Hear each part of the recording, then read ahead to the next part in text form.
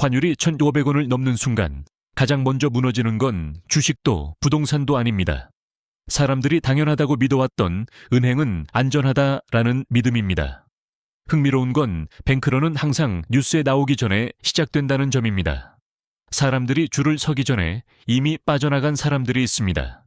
한국은행은 절대 이렇게 말하지 않습니다. 지금은 위험하다. 대신 시스템은 안정적이다. 라는 말을 반복합니다. 하지만 역사적으로 보면 뱅크런이 터진 순간은 항상 이 문장이 가장 많이 나오던 시기였습니다.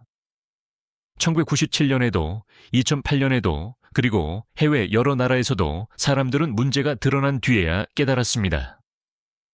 아, 신호는 이미 있었구나. 환율 1,500원은 단순한 숫자가 아닙니다. 이건 돈이 어디에 머무르길 거부하고 있는지, 사람들이 무엇을 두려워하기 시작했는지를 드러내는 경계선입니다. 만약 지금 이 영상을 과장된 얘기겠지 라며 넘긴다면 나중에는 왜 아무도 미리 말해주지 않았냐고 묻게 될지도 모릅니다. 이 영상에서는 한국은행이 공개적으로는 말하지 않는 뱅크런의 5가지 신호를 차분하지만 솔직하게 짚어보려 합니다.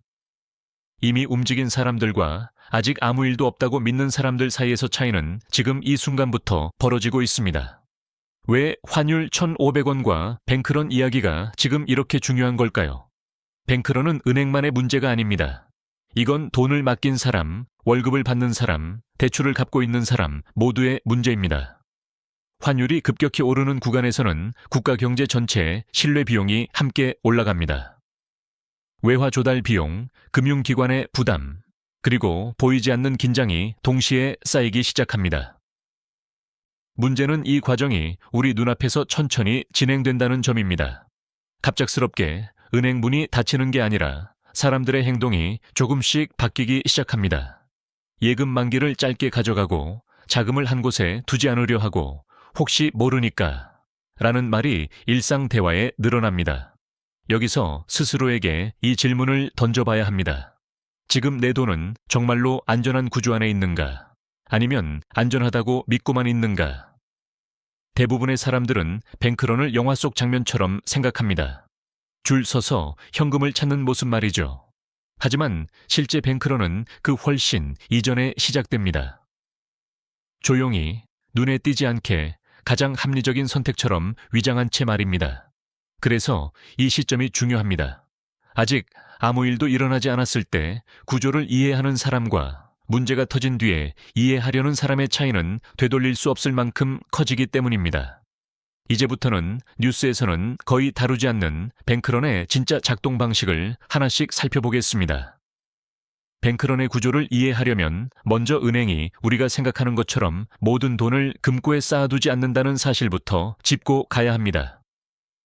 은행은 맡겨진 돈의 대부분을 대출과 투자로 사용합니다. 즉, 지금 이 순간에도 은행 안에 있는 현금은 모든 예금을 한꺼번에 돌려줄 만큼 존재하지 않습니다. 이걸 극단적인 문제라고 생각할 필요는 없습니다. 이 구조는 전 세계 모든 은행이 같이 사용하는 시스템입니다. 문제는 언제 생기느냐입니다. 사람들이 내 돈을 지금 당장 찾아야 할 이유가 없다고 믿고 있을 때는 아무 일도 일어나지 않습니다. 하지만 그 믿음이 흔들리기 시작하는 순간 이 시스템은 아주 취약해집니다. 여기서 환율이 등장합니다.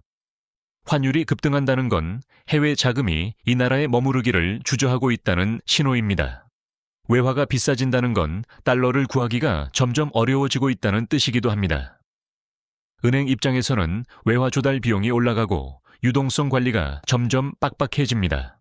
이 상태에서 사람들이 동시에 아주 합리적인 질문을 던지기 시작합니다. 혹시 모르니까 조금만 빼둘까? 이 질문이 가장 위험합니다. 공포가 아니라 합리적인 선택처럼 보이기 때문입니다. 뱅크런은 패닉으로 시작되지 않습니다. 정보도 소문도 아닌 각자의 계산에서 시작됩니다. 그리고 그 계산은 대개 이 한 문장으로 정리됩니다. 내가 먼저 움직이는 게 손해는 아니잖아. 이 순간부터 뱅크런은 눈에 보이지 않게 진행됩니다. 줄도 없고 경보도 없습니다. 그래서 중앙은행은 늘 이렇게 말합니다. 시스템은 안정적이다. 하지만 그 말은 사람들의 믿음을 지키기 위한 문장이지 이미 바뀌기 시작한 행동까지 되돌릴 수는 없습니다. 환율 1,500원이라는 숫자는 바로 이 지점에서 의미를 갖습니다. 뱅크런이 시작됐다는 증거가 아니라 사람들의 계산이 달라지기 시작했음을 보여주는 신호이기 때문입니다. 이 구조가 현실에서 어떻게 터졌는지 가장 잘 보여주는 장면이 있습니다. 2008년 금융위기 직전, 미국이 아니라 유럽의 한 나라에서 이상한 일이 벌어지고 있었습니다. 겉으로 보면 아무 문제 없어 보였습니다. 은행은 멀쩡했고, 예금자는 평온했고, 정부는 걱정할 필요 없다고 말하고 있었습니다. 그런데 숫자 하나가 조용히 바뀌고 있었습니다. 환율이었습니다. 외화 조달 비용이 오르기 시작했고, 은행들은 서로에게 돈 빌려주기를 꺼리기 시작했습니다.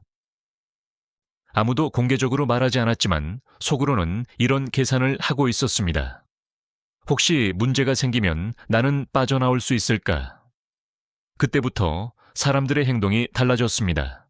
예금을 전부 빼지 않았습니다. 그럴 필요까지는 없다고 생각했기 때문입니다. 대신 만기를 짧게 바꾸고 일부만 옮기고 외화 계좌를 하나 더 만들었습니다.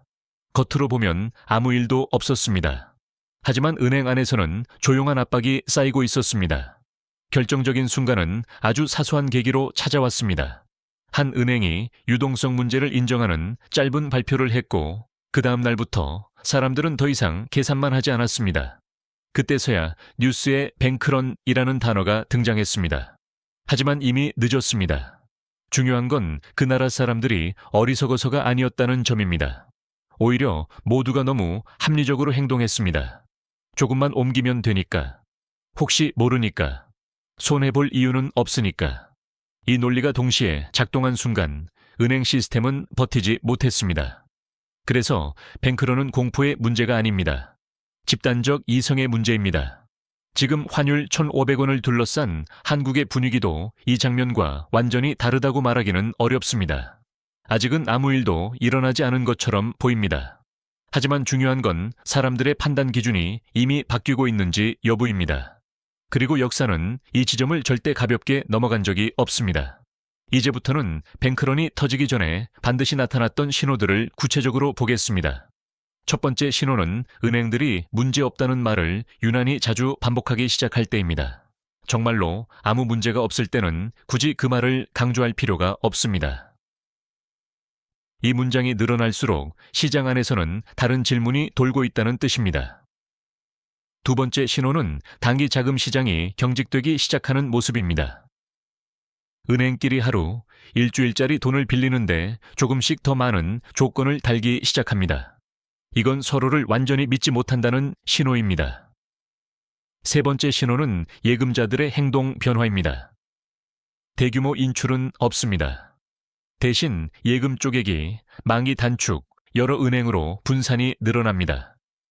겉으로는 합리적 선택이지만 시스템 입장에서는 가장 부담스러운 움직임입니다. 네 번째 신호는 외화 관련 상품에 대한 관심이 갑자기 늘어나는 현상입니다. 환율이 오를 때마다 달러 예금, 외화 계좌, 해외 송금 이야기가 유난히 많이 들리기 시작합니다. 이건 수익이 아니라 회피 심리입니다. 다섯 번째 신호는 은행이 아닌 곳에서 유동성 이야기가 흘러나오기 시작할 때입니다. 기업, 증권사, 부동산 시장에서 현금이 중요하다는 말이 늘어납니다. 이건 불안이 특정 산업을 넘어 전체로 번지고 있다는 의미입니다. 이 다섯 가지 신호의 공통점은 어느 것도 위기처럼 보이지 않는다는 점입니다. 모두 아주 이성적이고 상식적인 선택처럼 보입니다. 그래서 더 위험합니다. 뱅크런은 사람들이 미쳐서 일으키는 사건이 아니라 모두가 조금 더 현명해지려고 할 때 발생합니다. 그리고 그 출발점에 항상 환율이라는 숫자가 조용히 서 있었습니다. 이제부터가 가장 중요한 구간입니다. 뱅크런은 사건이 아니라 과정이기 때문입니다. 그리고 그 과정에는 항상 비슷한 신호들이 먼저 나타났습니다. 첫 번째 신호는 안전하다는 말이 공식 문장에서 반복되기 시작할 때입니다. 시장은 말보다 맥락을 봅니다. 안전하다는 설명이 길어질수록 불안이 이미 내부에 퍼졌다는 뜻입니다. 두 번째 신호는 은행의 태도가 아니라 은행 사이의 태도입니다. 서로에게 돈을 빌려줄 때 조건이 까다로워지고 기간이 짧아지고 금리가 미묘하게 올라갑니다. 이건 시스템 내부에서 신뢰가 마모되고 있다는 신호입니다.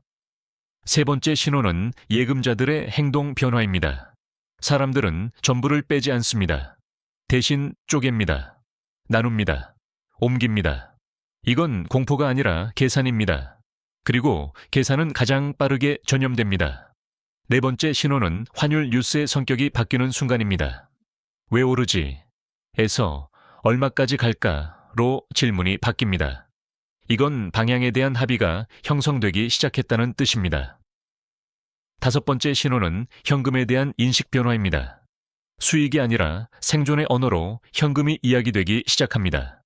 기업도 개인도 같은 말을 하기 시작합니다. 지금은 가지고 있는 게 중요하다.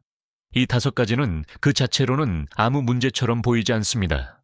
그래서 뉴스 헤드라인이 되지 않습니다. 하지만 이 신호들이 같은 시기에 겹치기 시작하면 그때부터는 확률의 문제가 됩니다. 뱅크런이 일어날 수 있느냐가 아니라 언제, 어떤 방식으로 표면화되느냐의 문제로 바뀝니다. 그리고 환율 1,500원이라는 숫자는 이 모든 계산이 이미 시작됐다는 걸 조용히 알려주는 배경음 같은 존재입니다. 크게 들리지 않지만 한번 들리기 시작하면 무시하기 어려운 소리 말입니다. 이 지점에서 대부분의 사람들은 스스로를 안심시키는 이야기로 돌아갑니다. 가장 흔한 믿음은 한국은 다르다는 말입니다. 외환 보유액이 충분하고 은행 규제가 강하고 과거를 겪었기 때문에 이번엔 문제 없을 거라는 생각입니다. 하지만 이 믿음에는 중요한 전제가 빠져 있습니다. 시스템이 튼튼하다는 것과 사람들이 끝까지 믿어준다는 것은 전혀 다른 문제라는 점입니다. 두 번째 착각은 뱅크런은 정부가 막는다는 생각입니다. 정부와 중앙은행은 유동성을 공급할 수는 있습니다. 하지만 사람들의 행동을 강제로 멈추게 할 수는 없습니다. 신뢰는 정책으로 찍어낼 수 없기 때문입니다. 세 번째는 나는 큰돈이 없으니까 상관없다는 판단입니다. 역설적으로 위기에서 가장 먼저 움직이는 사람들은 초대형 자산가가 아니라 가장 현실적인 판단을 하는 중간층이었습니다. 그들의 움직임이 시스템에 가장 큰 부담을 줍니다. 네 번째 착각은 뉴스에 나오면 그때 대응해도 된다는 생각입니다. 하지만 뱅크런은 뉴스가 되는 순간 이미 마지막 단계에 들어갑니다. 그때는 선택지가 거의 남아있지 않습니다. 이런 믿음들이 위험한 이유는 완전히 틀렸기 때문이 아닙니다. 절반만 맞기 때문입니다. 그래서 사람들은 잘못된 타이밍에 가장 합리적인 선택을 합니다. 뱅크런에서 사람들을 무너뜨리는 건 공포가 아니라 설마라는 말입니다. 그리고 그 말이 가장 많이 나오는 시점이 항상 가장 늦은 시점이었습니다. 그렇다면 이 구간에서 살아남은 사람들은 무엇을 다르게 했을까요? 그들은 위기를 맞추려 하지 않았습니다. 대신 위기에서도 망하지 않는 구조를 먼저 만들었습니다. 첫 번째 선택은 돈을 한 가지 가정 위에 올려두지 않는 것이었습니다. 환율이 안정될 거라는 가정, 시스템이 끝까지 버텨줄 거라는 가정, 정부가 언제든 막아줄 거라는 가정, 이 중 하나만 틀려도 치명적일 수 있다는 걸 이미 알고 있었습니다. 그래서 그들은 자산을 분산한 게 아니라 리스크를 분리했습니다. 같이 무너질 수 있는 것들을 같은 곳에 두지 않았습니다. 두 번째 선택은 유동성을 과소평가하지 않았다는 점입니다. 이 시기에는 수익률이 중요하지 않습니다. 언제든 움직일 수 있는지, 선택권이 있는지가 가장 큰 자산이 됩니다. 살아남은 사람들은 현금을 게으른 자산으로 보지 않았습니다. 현금은 아무 일도 하지 않는 돈이 아니라 가장 빠르게 다른 형태로 바뀔 수 있는 준비된 상태의 돈이었습니다. 세 번째 선택은 은행을 믿되 한 곳만 믿지 않았다는 점입니다.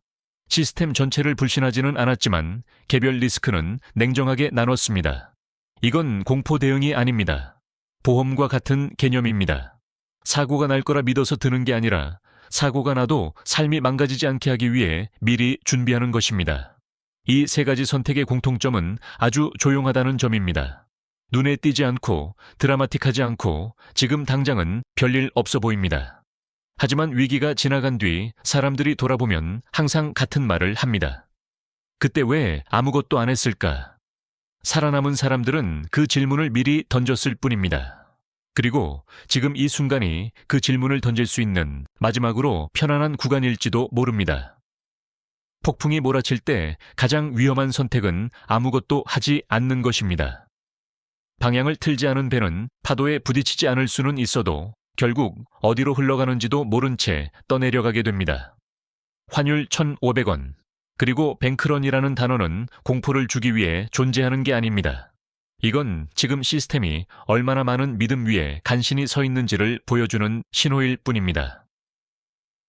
어떤 사람들은 이 시기를 지나며 아무 일도 없었다고 말할 겁니다.